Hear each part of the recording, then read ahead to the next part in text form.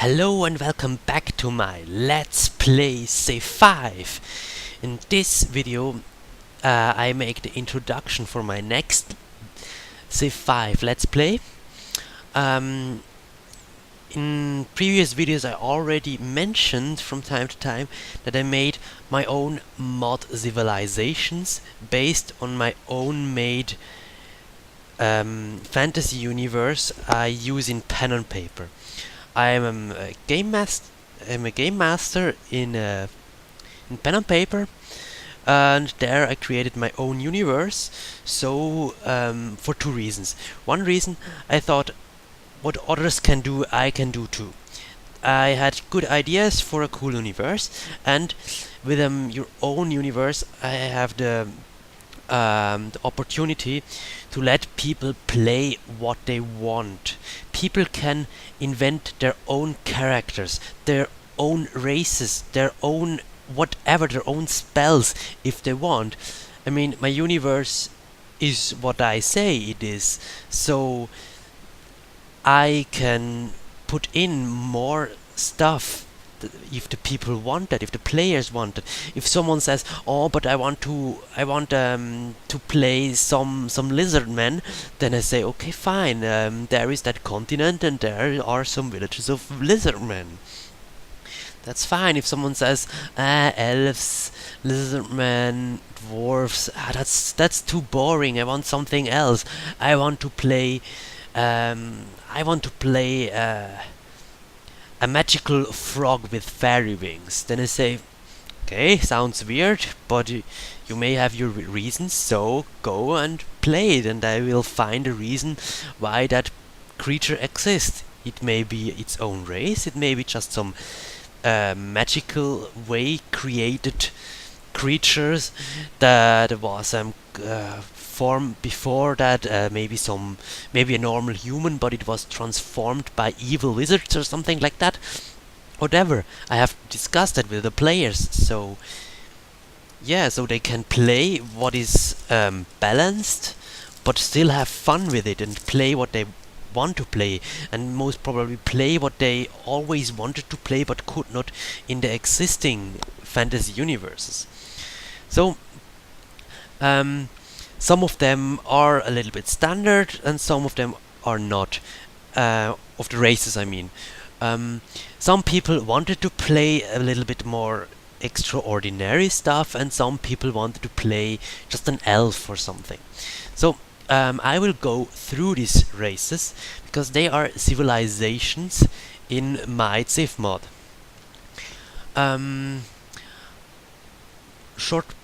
Before everything, I play again on Highlands, because I like this map. I want to play it again.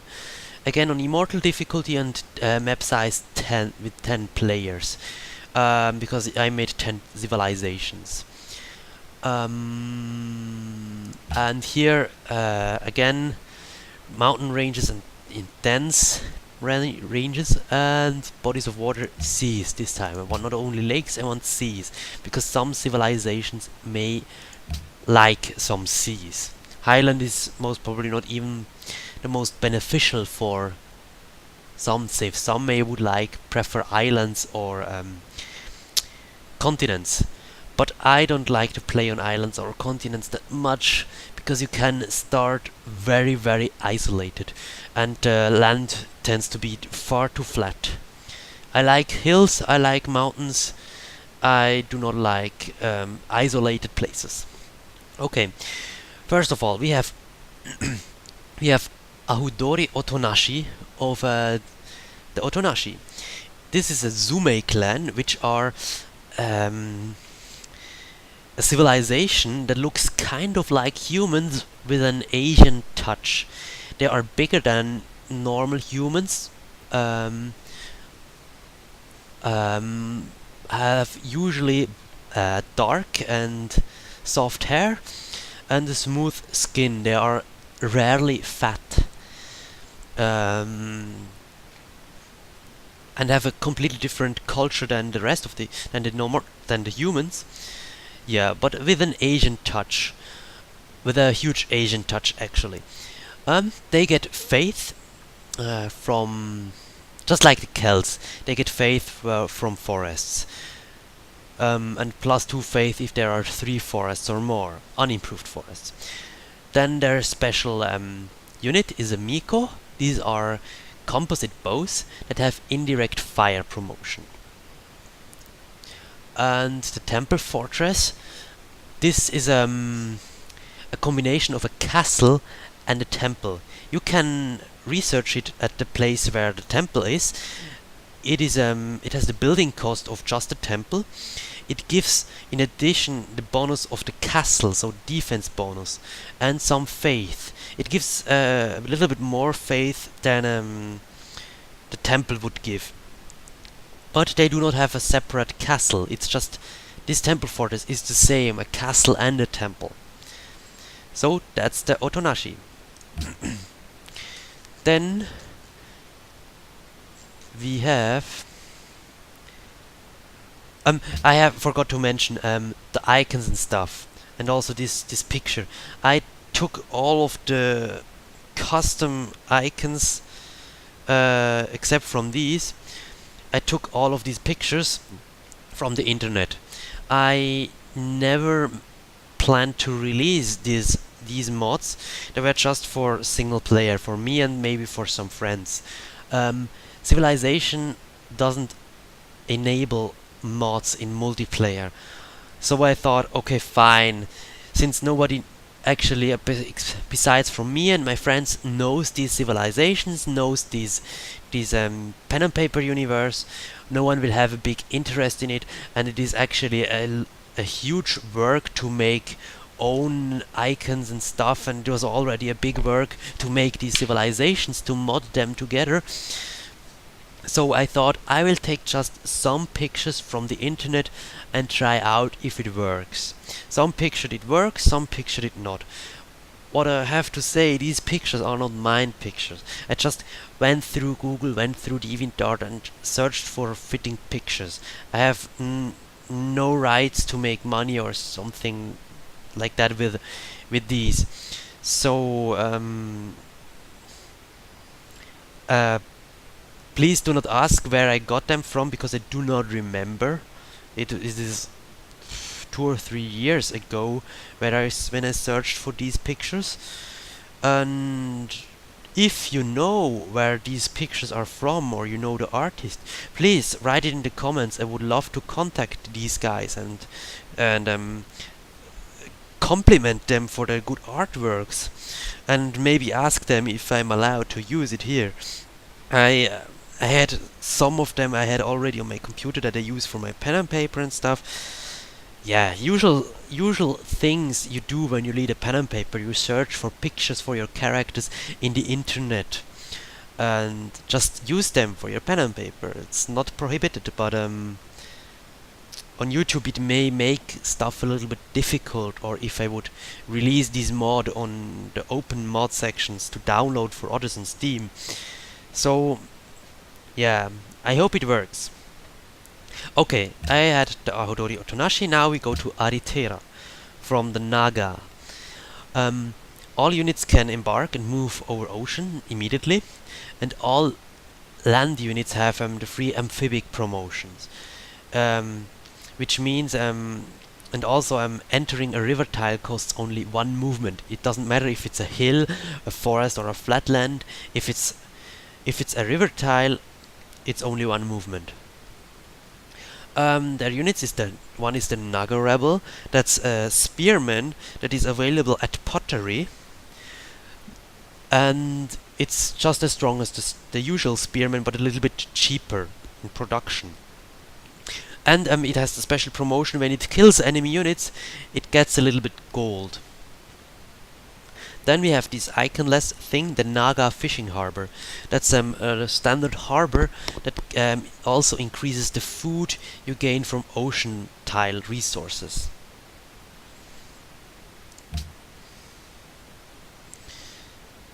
Then next we have is Dashz Sol, a Lizardmen.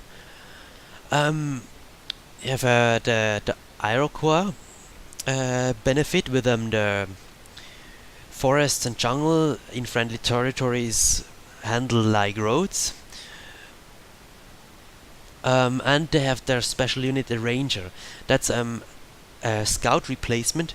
He is as strong. Has the strength of a warrior, and he has the woodsman promotion. So he runs through woods faster. Doesn't matter if own territory or neutral territory. He runs faster through, and he fights better in them.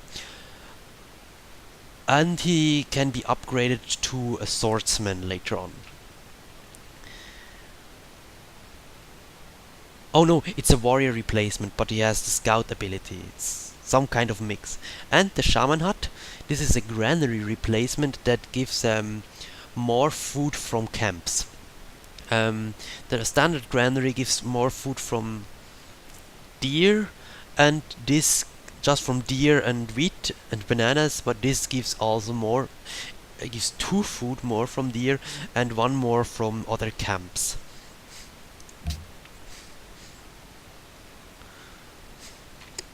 And we have Gotsumaru Yagahama. That's also a Sumei. Also, these human-like race with a touch of Asian. He has the Dutch ability with the luxury benefit. When you trade away a luxury, he can hold half of the happiness from it. So it means 2. And each city gets a free Tori. That's a monument replacement. That gives just the same, but it's for free.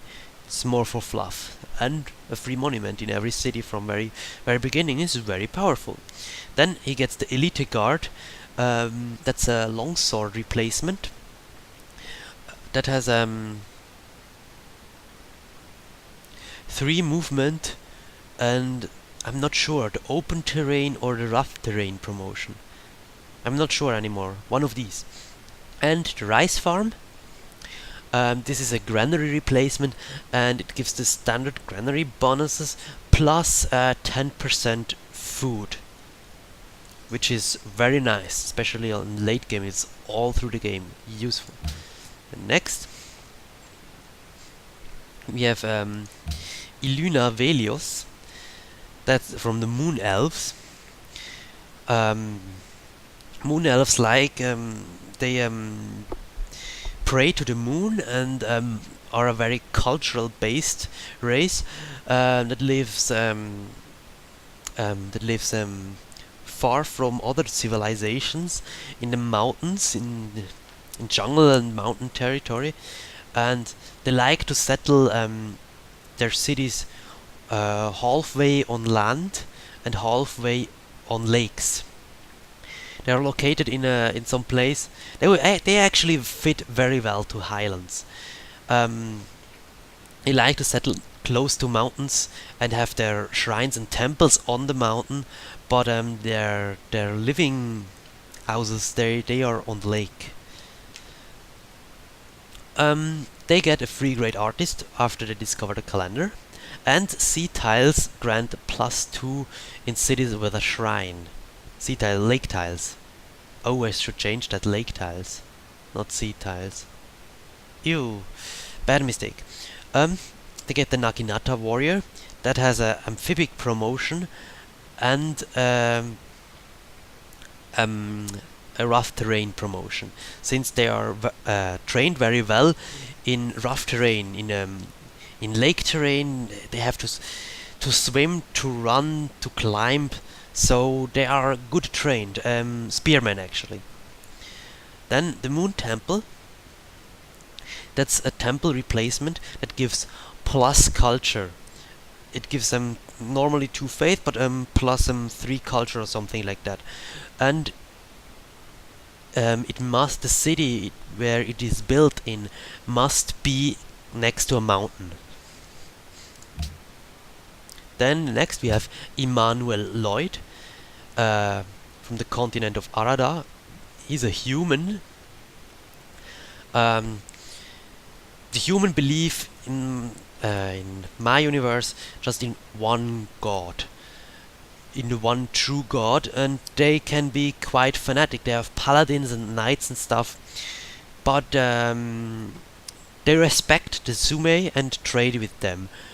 but they do not respect every race. For example, the Orks. They had lots of war with the Orks and sometimes with other races. What do they get? They get the this is only, why is this German? This is German. Okay, that's weird. Maybe a mistake somewhere. The tile, the cost of culture you need for the next tile is reduced by half, and trade routes pressure with doubled strength the religion, and give +3 gold for every new civilization or city-state they trade with. And mounted units have +1 movement. They get the unit Paladin, which is a long sword replacement that has the medic promotion and is cheaper to buy with faith if you have the right belief. And if he kills enemy units, he generates some faith. Then we have the Arada Church. That's also a temple replacement. It gives additional to faith. It gives happiness. Then we have Menos Amenothep. That's also a human on another continent. Here's kind of the Siam one with food, culture and faith from friendly city-states is increased by 50%, and sea resources give +1 gold as soon as the city has built a harbor. They have also a special unit, the Iranar Camel Archer, because they have a huge desert on their continent. That's actually exactly the same as the Arabian Camel Archer. I was not that creative there, but it fitted so well. And the Iranar Customs Office. That's a market replacement. It gives additional to the gold it gives. It gives them +2 food, because you take Zolle. When people trade with them, they have to pay additional goods to be allowed to trade with the Iranar people. So they get food for that.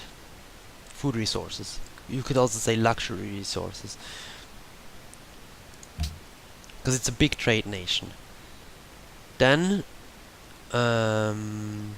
we have Ralkar Bor. That's a dwarf. I should say Ralkar Bor, a dwarf. They are more or less the standard dwarves, just less strong, but the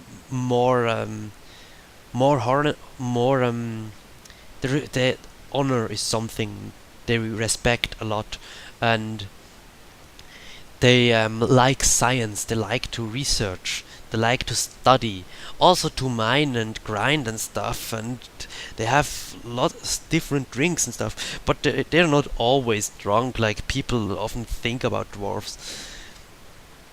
But yes, they have their beards, at least the males. The females, no. No. The females don't.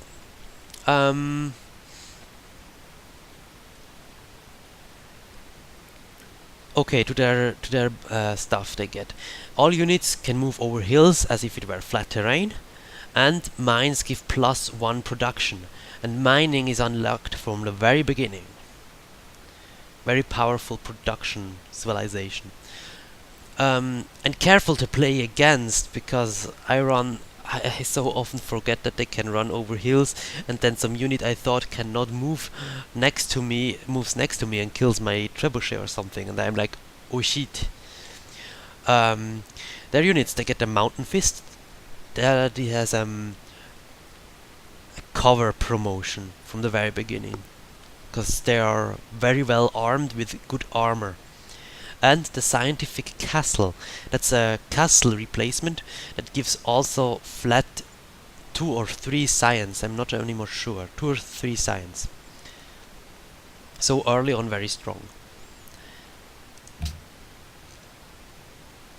And then we have Targ Krornk, that's an orc, Um, Orcs in my universe a bit difficult. How they look? They may look more like Dungeons and Dragons orcs, a little bit less hairy, but from the culture they are more like Warcraft orcs. But like more like the old Warcraft orcs, where they had a bit more of the blood fury and stuff. And but they have also shamans and stuff, and uh, honored warrior code.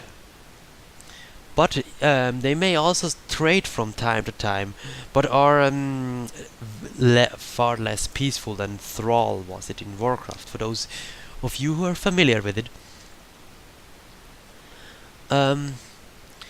Here, the pillaging doesn't cost any movement, and when I'm defeating a barbarian unit outside an encampment, inside an encampment, there is a 50% chance you earn 25 gold more and they join your side. So kind of a mix of Denmark and Germany in here. They get a battering ram. Yeah, it's exactly the same as the Hun battering ram, but it fits so well. And the front warrior. That's a swordsman replacement. That's actually stronger than the swordsman. And is fearsome like the elephants from Siam. Makes enemy units around next to it weaker by 10%. And the last one is a Zafarin Tondur, one of the gold elves. They are very scientific and very magic oriented nation that lives on islands, and they like to trade with people, but they do not trade their wisdom for free, their knowledge. But they love to find out what other people know. Their city-state influence recovers at twice the rate, so just like Greece, and they receive a free grade scientist at astronomy and earn grade scientist 33% faster. So a very powerful nation with the high ship. That's actually a frigate with +1 range promotion from the very beginning, and the Goldelven longbow. That's just the English longbow. So a little bit weaker than the crossbow, but +1 range. So be careful, these guys have more range than you have.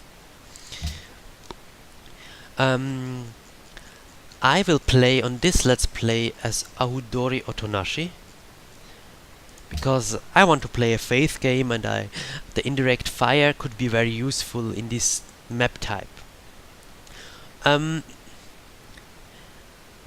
If you like this Let's Play, or if you want to see more, or if you thought, oh, why didn't you play Dwarfs, or why didn't you play Orks, or why didn't you play that weird old man with the trading nation, then please write down in the comment what you want me to see, what you want me to play. So I may make another Let's Play where I play that civilization. You can also recommend a certain map type, and I will maybe play it then. So please do. If you prefer me just playing without mods or play a different mod, then also let me know. Just let me know in the comments what you would like me to do. So this Let's Play will start in the next episode. See you then.